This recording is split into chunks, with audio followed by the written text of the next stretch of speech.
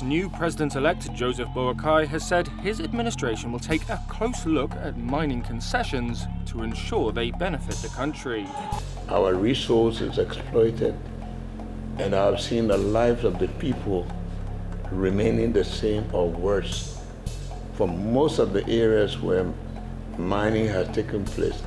In the heart of West Africa, a quiet revolution is unfolding. Liberia, a country long defined by its natural wealth and the misfortunes that came with it, is standing at a crossroads once again. President Joseph Nyuma Boakai, the seasoned statesman who came to power promising reform and accountability, has launched one of the boldest initiatives in modern Liberian history: a comprehensive review of all mining concessions and resource contracts. For decades, Liberia's vast reserves of iron ore, gold, diamonds, and other minerals have fueled the dreams of foreign investors while leaving ordinary Liberians behind. But Boakai's message is clear: that era must end. This is not just another policy announcement. It's a historic reckoning, one that could redefine Liberia's relationship with its natural resources and perhaps break the chains of what economists call the resource curse. Liberia's story is one of immense potential, shadowed by painful irony. From the iron ore mountains of Nimba and Bong County to the rich gold fields of Grand Cru and Maryland, this small West African nation has been blessed with natural abundance. Yet despite this wealth, the majority of Liberians live in poverty, struggling to access basic needs like clean water, healthcare, and electricity. Why? Because for most of its history, Liberia's resources have enriched others, not its own people. The roots of this go deep. In the 1950s and 1960s, foreign corporations such as LAMCO, Firestone, and Bong Mining Company dominated Liberia's economy. They extracted millions of tons of iron ore and rubber, shipping them overseas while paying minimal taxes and royalties. The infrastructure they built, roads, railways, ports, was designed not for national development, but for export efficiency. And as wealth flowed out, inequality grew within. By the time civil war broke out in 1989, Liberia's resource wealth had already become a curse. Warlords and militias fought not only for political control, but for access to the country's rich forests and diamond mines. Timber and gold-financed weapons. Mines became battlefields. And when peace finally returned, the cycle of dependency on foreign interests began all over again. When Joseph Boakai took office in early 2024, Liberia was at a familiar crossroads. Foreign investors controlled large swaths of land under mining concessions, many signed in the years following the Civil War. These contracts, critics argued, were opaque, unequal, and detrimental to local communities. Boakai campaigned on a simple but powerful promise: to ensure that Liberia's natural wealth serves Liberians first. Shortly after assuming office, he announced a sweeping initiative: a national audit of all mining concessions and natural resource agreements. This review would examine whether companies were fulfilling their obligations, from environmental protection to local development, employment, and revenue sharing. In Boakai's words, Liberia cannot continue to be rich beneath the ground but poor above it. The message resonated deeply with citizens across the country. For decades, communities living near mining sites have complained of land degradation, polluted rivers, deforestation, and displacement, all while seeing little improvement in their own livelihoods. Boakai's reform agenda signaled something new: accountability and fairness in a sector long associated with exploitation. But Boakai's decision hasn't come without pushback. Mining companies, many of them multinational giants with deep political connections, are not pleased. Some have warned that the review could scare away investors. Others have quietly lobbied against it, arguing that changes could violate international contracts. Yet Boakai seems unfazed. His administration insists that the rule of law and national interest must prevail over private profit. In a speech to the legislature, Boakai emphasized, We are not chasing investors away. We are simply saying that the Liberian people deserve their fair share.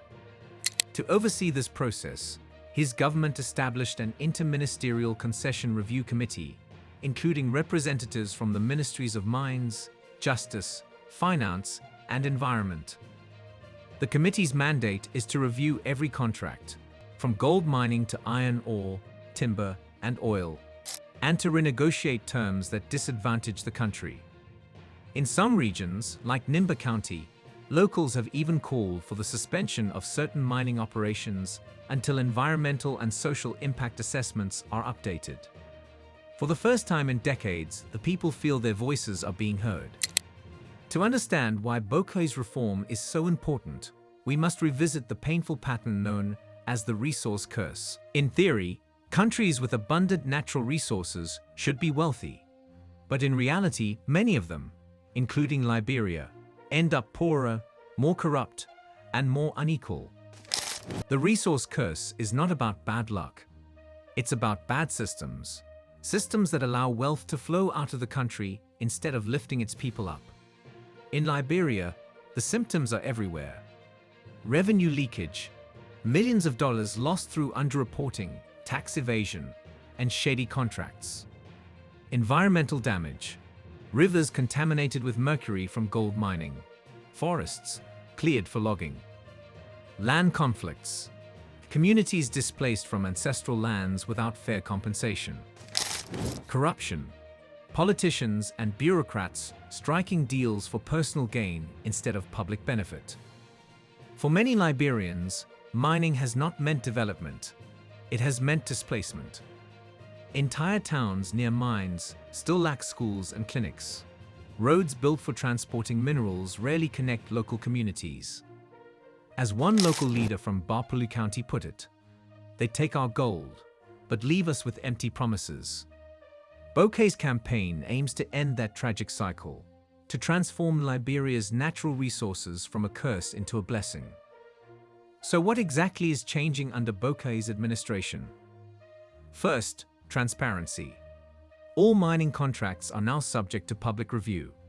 Civil society groups, journalists, and citizens can access contract summaries through the Liberia Extractive Industries Transparency Initiative, LEITI.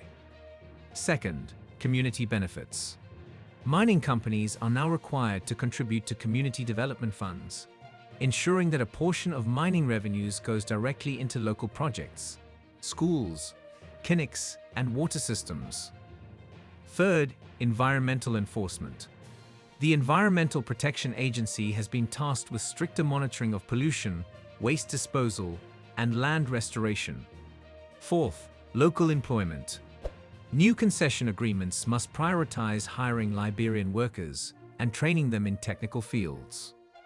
And finally, value addition.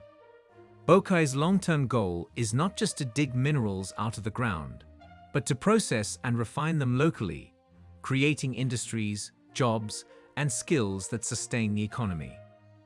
It's a model inspired by countries like Botswana, which turned its diamond wealth into national prosperity through smart contracts and local beneficiation. Boakai's message to the mining sector is clear.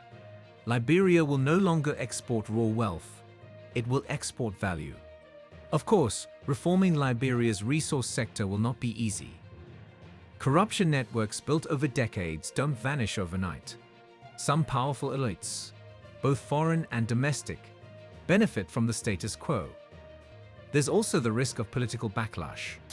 Opposition groups have accused the government of using the review process to target certain companies unfairly. International investors are watching closely, and Liberia must balance reform with maintaining investor confidence. Then there's the issue of capacity.